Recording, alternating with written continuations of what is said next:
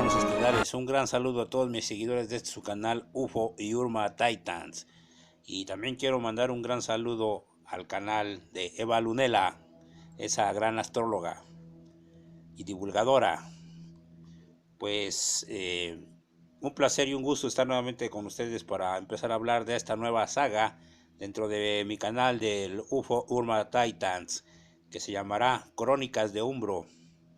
Y es que es de vital importancia, puesto que a través de nuestras lecturas de registros akáshicos podemos acceder como un libro, como una biblioteca cósmica, a nuestras vidas pasadas, presentes y futuro, recordando que el tiempo fuera de la Tierra no existe, no es lineal, porque no hay presente, pasado y futuro, sino que todo el tiempo converge en una espiral y es un presente continuo. Por lo tanto, nosotros podemos acceder y he accedido a muchos de sus vidas anteriores de ustedes en los registros akáshicos, de su origen cósmico estelar en lejanas estrellas como Orión, lejanas estrellas como Sirius, lejanas estrellas como lo que vamos a hablar el día de hoy, de Aldebarán. En este primer episodio llamado La amenaza de Aldebarán. Y es que esta gran estrella naranja en la constelación de Tauro es muy importante, puesto que es el ojo del toro que mira hacia las Híades, donde muchos de los Urma y otras razas han encarnado en esos planetas, sobre todo en este que hablamos hoy, Aldebarán 4, el cuarto planeta de esa estrella Aldebarán, y que los nativos conocen como Umbro.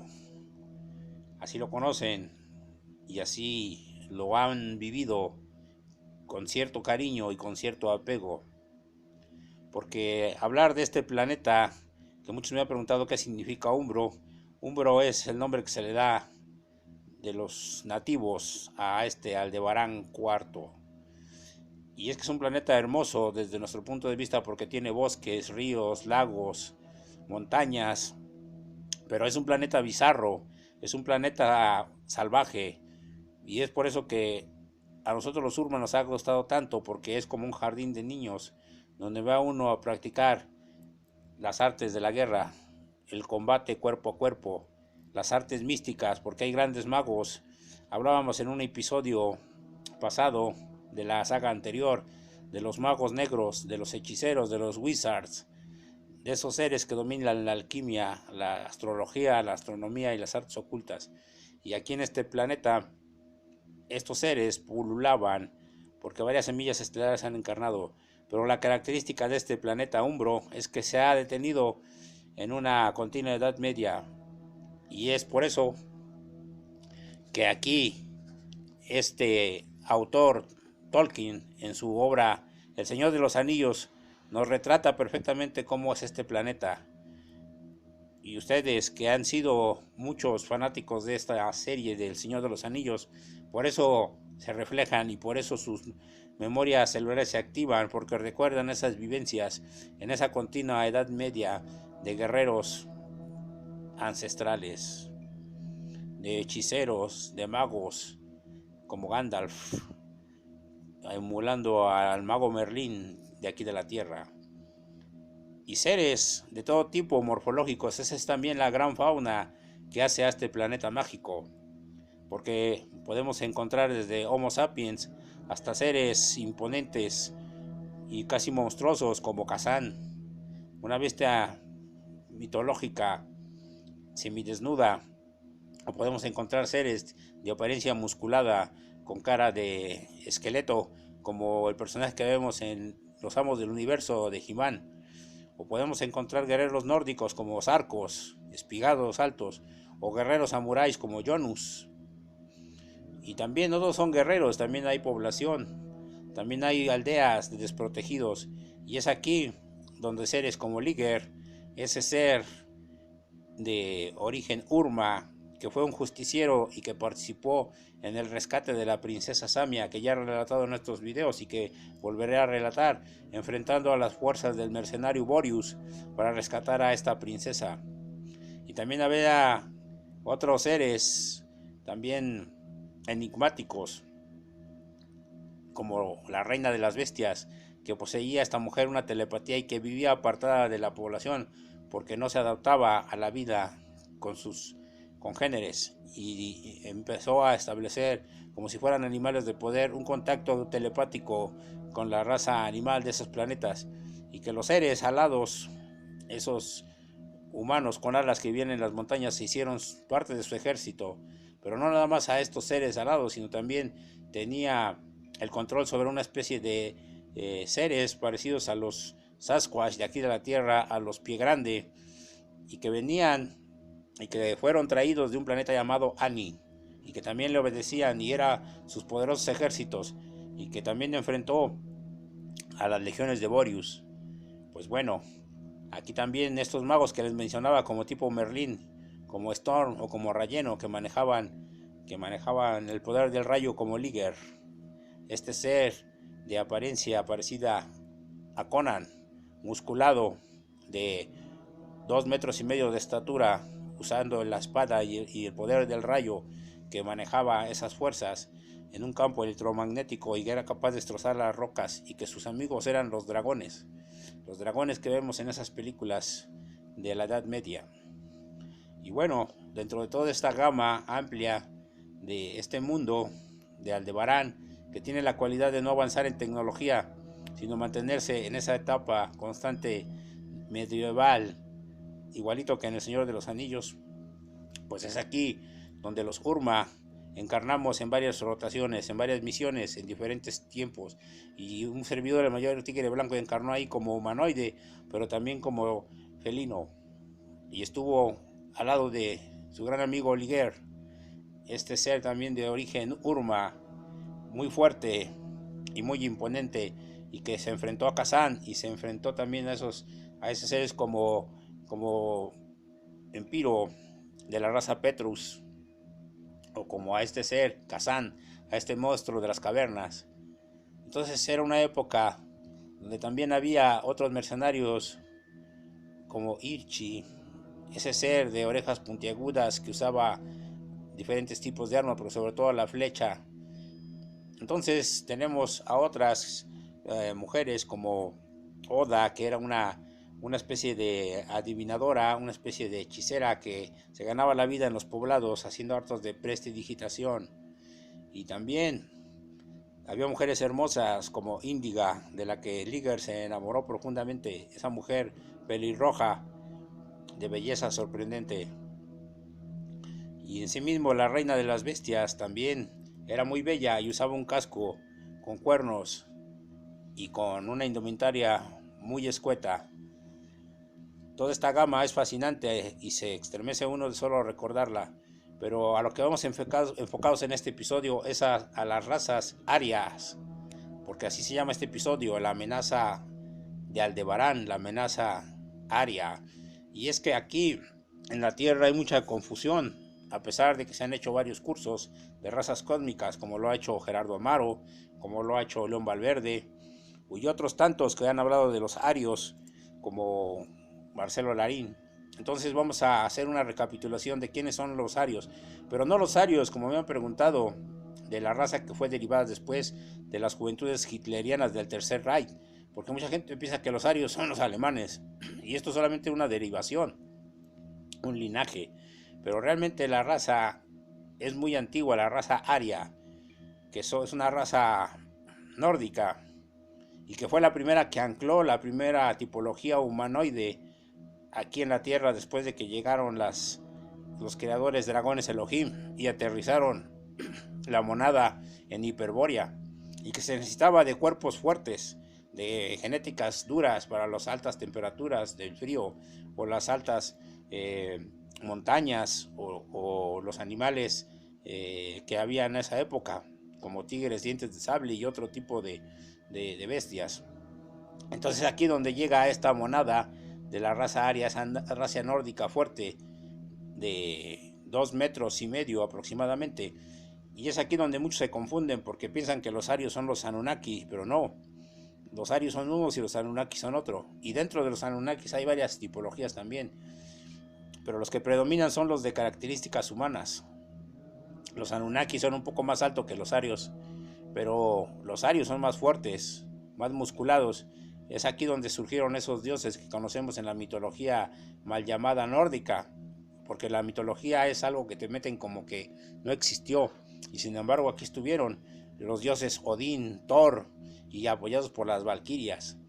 Entonces toda esa mitología es una parte de la historia de la humanidad,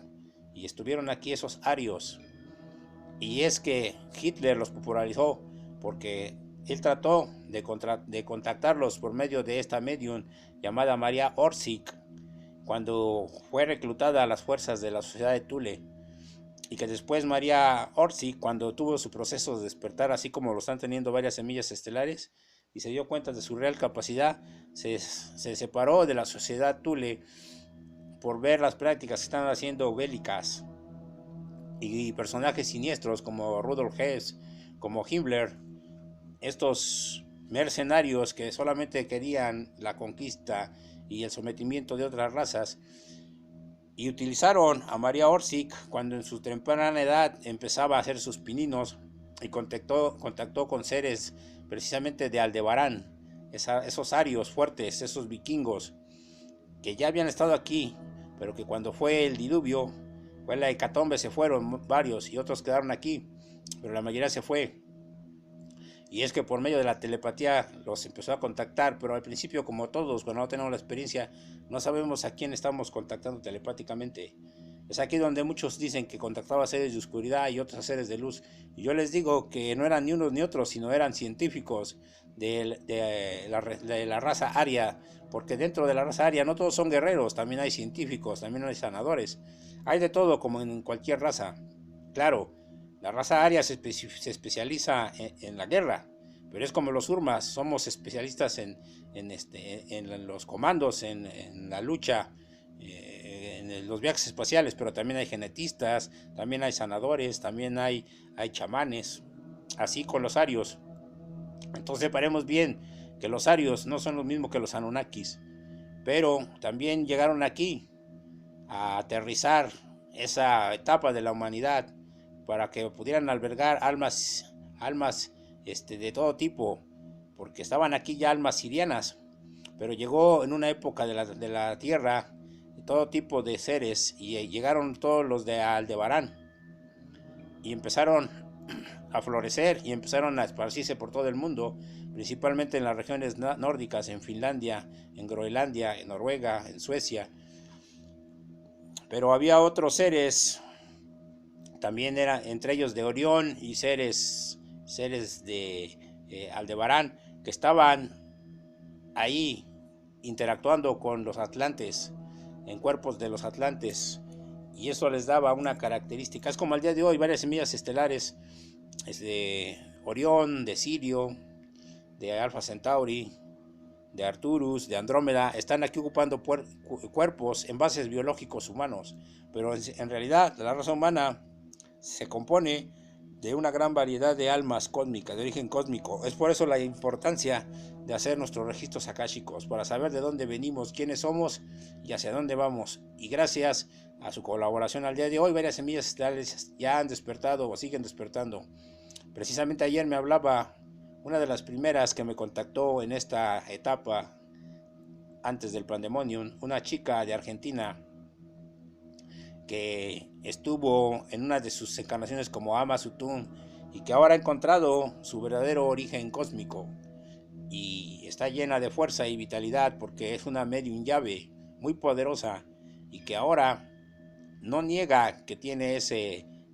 código, esa hebra, como nosotros tenemos varias hebras de diferentes razas. De estas 13 hebras tenemos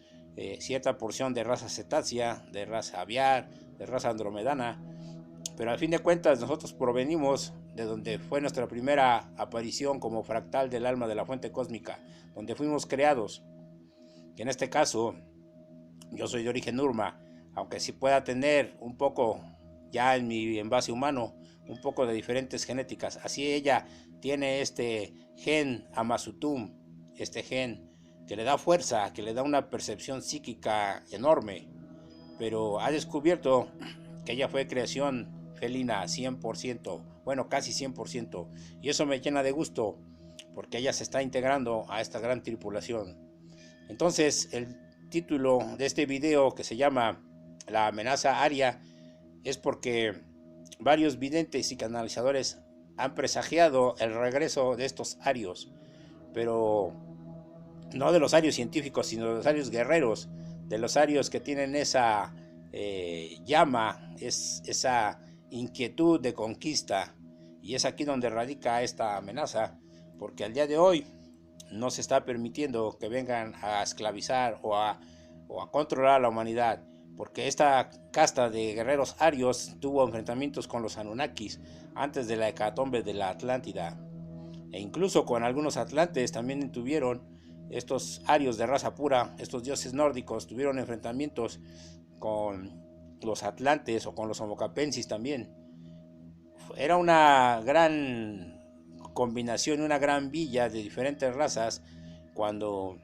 los atlantes estaban saliendo adelante sobre todas estas razas que había aquí en esa tierra, incluso las intraterrenas como los Chitauri o los reptilianos antiguos que ya estaban aquí. Y había también razas progresivas como los telosianos, que ya estaban aquí, también esas razas nórdicas que también llegaron de lejanas constelaciones, y que a fin de cuentas ellos siguieron aquí ayudando a la Tierra y preservando los legados que hablaba yo, de esos códigos almacenados de información cuántica en las calaveras de cristal, y la energía de los discos solares que fueron traídos desde el gran disco solar de Shambhala en el Tíbet, y que fue dividido en 13, y que estos maestros de Lemuria estuvieron resguardando y han resguardado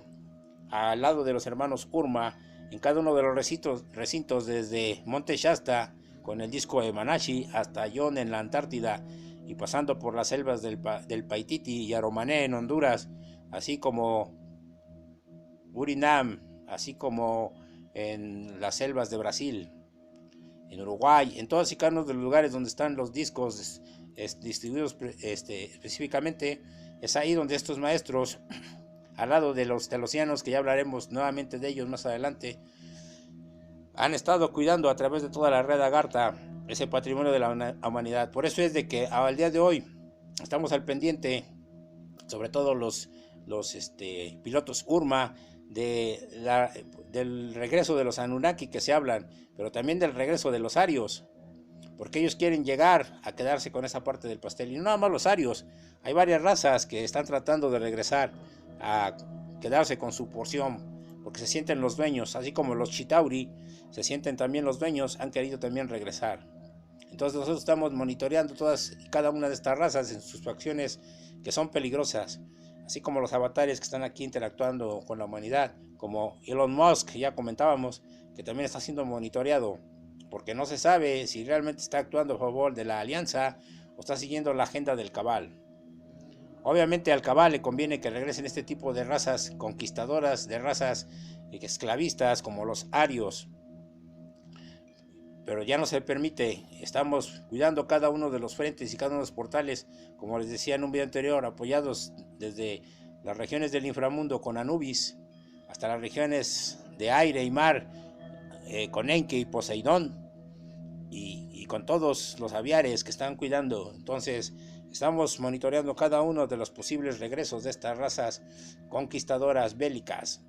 y quitarnos también nuevamente mencionarlo de la cabeza de que si es malo o que si es bueno. Simplemente cada raza tiene su agenda, y en esta ocasión estamos hablando de esa amenaza aria. Por eso Hitler los estaba contactando a través de María Orsic, esa gran medium, que también hay que ir hablando más de ella, porque también hay muchos tabús y muchas cosas que no se han aclarado respecto a ella, porque simplemente saben que es una medium que fue maestra de ballet en Austria, que anduvo ahí por Zagreb, ahí en todo lo que son los Balcanes, pero poco se sabe, y sobre todo a dónde fue. Entonces en ese tiempo, cuando era muy joven, Hitler la comenzó a utilizar por medio de sus ocultistas para contactar a estos seres de Aldebarán, y sobre todo, como les digo, son científicos, le dieron los planos a través de la escritura y el lenguaje sumerio para que hiciera la Deep Clock, esa campana, esa nave, ese dispositivo para poder acceder a otras dimensiones, y también la creación de discos voladores.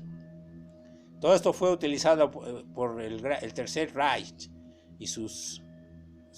ocultistas, sus magos negros. Pero en cuanto María Orsic se dio cuenta de su capacidad y de quién era, se zafó de ellos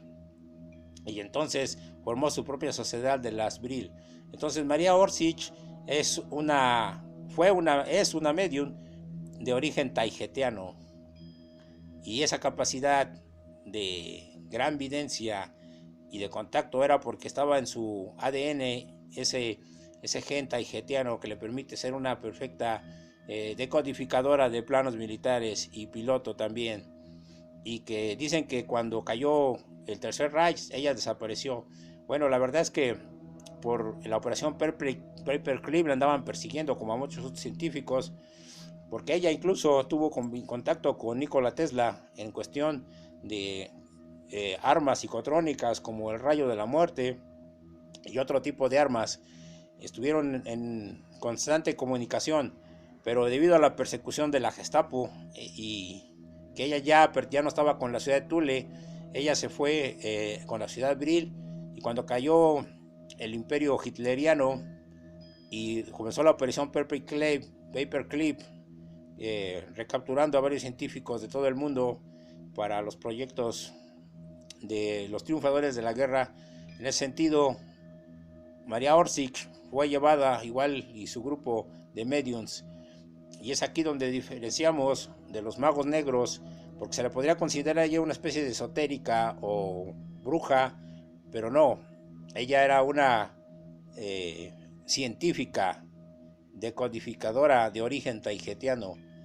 y se habló siempre de que iba a regresar con los de Aldebarán, con los arios de Aldebarán, pero la verdad es que regresó con su grupo de taijetianas a otra misión, y por supuesto que también estuvo encarnada en Aldebarán 4, en Umbro, que ya hablaremos después de su interacción ahí, porque son lugares que a tanto de taijetianas como a urmas nos ha gustado encarnar ahí, y estuvo ahí en varias misiones también, como esotérica, como alquimista, como maga, y que también tuve la oportunidad de interactuar con ella en este planeta, así como con Liger. Pero aquí es donde les menciono que gran cantidad de arios encarnaron precisamente en Aldebarán 4, en Umbro, porque es un mundo hecho para los guerreros, es un campo de diversiones y de entrenamiento donde todo guerrero que se jacte o que diga que es un excelente guerrero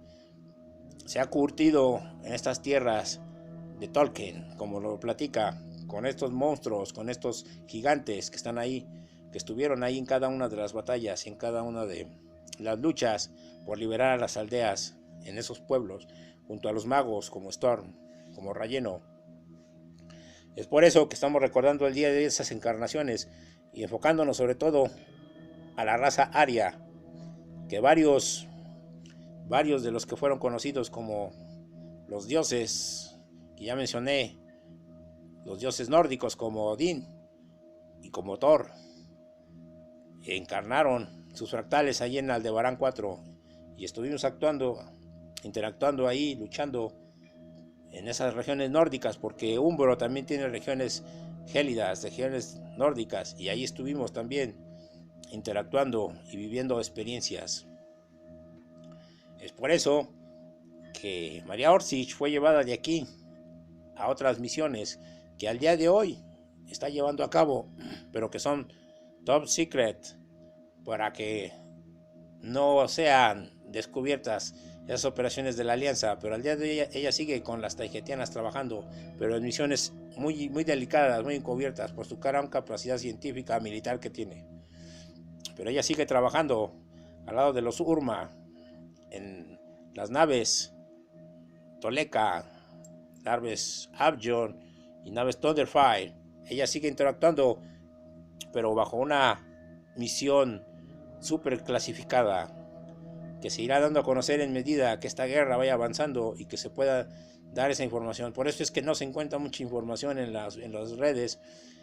y la información que se encuentra está ciertamente distorsionada. Pero es por eso, porque es lógico, ustedes sabrán que en la guerra no se puede informar todo, porque el enemigo también está con la oreja parada, escuchando, para también tomar posición. Y la guerra es un arte, como decía Sun Tzu, y como le he dicho, el arte del camuflaje. Se decía que incluso en la guerra actualmente, que incluso el líder Vladimiro había utilizado señuelos con tanques falsos y tropas de juguete para confundir al enemigo. Esto pareciera risible y hasta cómico, pero en realidad el arte de la guerra es así, es engañar al enemigo, es hacer la finta, porque eso da una gran ventaja y uno muchas veces no puede equiparar fuerzas. Por eso es de que aprendemos mucho de los maestros como el clonador Toranki, que ha salvado a varios millones de humanos en toda la galaxia, y que también Toranki, ese gran guerrero de 4 metros, de una medida de hombros de 1,80, también estuvo encarnado en Aldebarán, también peleando ahí con nosotros, intercambiando tarros de bebida etílica cuando teníamos tiempo de descansar, porque Aldebarán 4 es un mundo de que se vive la adrenalina del guerrero, batalla tras batalla, que sabes que si no eres experto en la espada o en otro tipo de arma, o en el sable como Jonus, o en el rayo como Liger, pues tienes pocas probabilidades de seguir encarnado ahí. Entonces, iremos hablando en esta saga de ese mundo de Aldebarán 4, conocido como Umbro, pero sobre todo, en este episodio primero, hablamos de esa amenaza de la raza extraterrestre aria, para que quede un poco claro de quiénes son los arios, pero no de los que derivaron con los alemanes, sino de la raza extraterrestre aria proveniente de la estrella Aldebarán, y que dentro de los arios hay varias especialidades. Eso quiero que quede claro. Hay científicos, hay sanadores, aunque su mayoría son guerreros, y a los guerreros de Aldebarán es a lo que nos estamos enfrentando, a esa región de milicia que tratan de conquistar. Y estamos también monitoreando otras razas regresivas como los Shopats, como los luciferinos, que ya han estado aquí, y que los Urma, en combinación con la alianza con las taigetianas, en alianza, en coalición con las taigetianas, con los arturianos, con los sumitas, y ahora con los telosianos, que se están nuevamente reincorporando a este plan cósmico que viene después de los discos solares, con la lectura cuántica de la información que está almacenada como un gran hardware y software allí en las calaveras de cuarzo, y que muchos guerreros Urma, leones alados, tigres samurái, panteras negras, todos y cada uno, leones blancos, por supuesto, estamos reactivando nuestras memorias celulares. Yo al día empiezo a tener nuevamente claros recuerdos de mi encarnación en Umbro, porque a pesar de que he encarnado varias veces ahí, me ha gustado. Este velo del olvido con el que nace uno en la tierra hace que muchas cosas se vayan olvidando, y gracias a ustedes y a estos videos que estamos haciendo vamos recordando cada una de las vivencias. Ya en el segundo episodio hablaremos de el Palacio de Telos, cómo esta raza guardiana de la humanidad ha cuidado este planeta, y también como varios seres de estos telosianos han encarnado también en Umbro, porque este planeta es un paso obligatorio, es como una práctica, es como una tesis que hace todo guerrero a nivel cósmico para poderse graduar y poder enfrentar esta guerra como lo estamos haciendo. Pero sobre todo, aprendemos de todos y cada uno, todos somos maestros y alumnos, porque los telosianos nos enseñan el arte de la técnica, de la psicotrónica, así, pero también de la espiritualidad, de la empatía y de la tecnología bien encausada. Y hemos aprendido de esa civilización perdida de la Atlántida, que se volcó hacia la tecnología y se olvidó de la espiritualidad. Pero no los criticamos, porque fue un proceso necesario para el día de hoy aterrizar la nueva raza humana multidimensional, ese anclaje, esa semilla que puso el maestro Jesus, y que ahora funge como logos planetario junto a Kutumi y junto al maestro Saint Germain, y que después de que Caligastía fue llevado a una prisión dimensional, y después de que el maestro Jesus hizo su labor de anclaje aquí con su código genético de Enki desde Sirio, ahora él es un gran maestro logos planetario que está aquí para ayudarnos, y hermanos, utilicemos los rayos crísticos de la hermandad de la Lemuria, y sobre todo al día de hoy, en esta época de Acuario, por el paso de la Tierra al Sol central de Alcione, el rayo velata transmutador que nos librará de toda energía malsana, de toda esa oscuridad que está dentro y cada uno de nosotros, porque fuimos implantados con los 7 pecados capitales, esas inequidades que nos implantó en Lil, pero que también tenemos el antídoto con los códigos de Enki, y ahí tenemos la energía fotónica del oro monoatómico de los discos solares activados por el Sol central de Alcione. Y hoy también platicaba con Violeta de que también los aviares dorados y azules están aquí con nosotros para desactivar todas las redes 5G, ¿sí? Entonces acabaremos con toda la corrupción, porque nos bombardean en las redes sociales con lo que está pasando a la energía femenina, que están secuestrando y acabando con muchas mujeres. Pero esto es parte del iceberg, porque sabemos que los gobiernos, como ya les platicaba en el video de las almas de Juárez, están coludidos los líderes corruptos con estas pandillas, con estas organizaciones siniestras como Octagonus, esos pulpos Spectrum que controlan al mundo bajo el poder, la ambición, el dinero y el control. Pero al día de hoy estamos quitando a cada uno de esos. Por eso es que les decía que Elon Musk está siendo vigilado por cualquier movimiento falso que pueda hacer, y cada uno de sus movimientos está siendo monitoreado, y en dado caso de que incurra alguna falta, será llevado ante el Consejo de Guerra. Pues bien, hermanos estelares, esto es lo que quería mencionar en este episodio de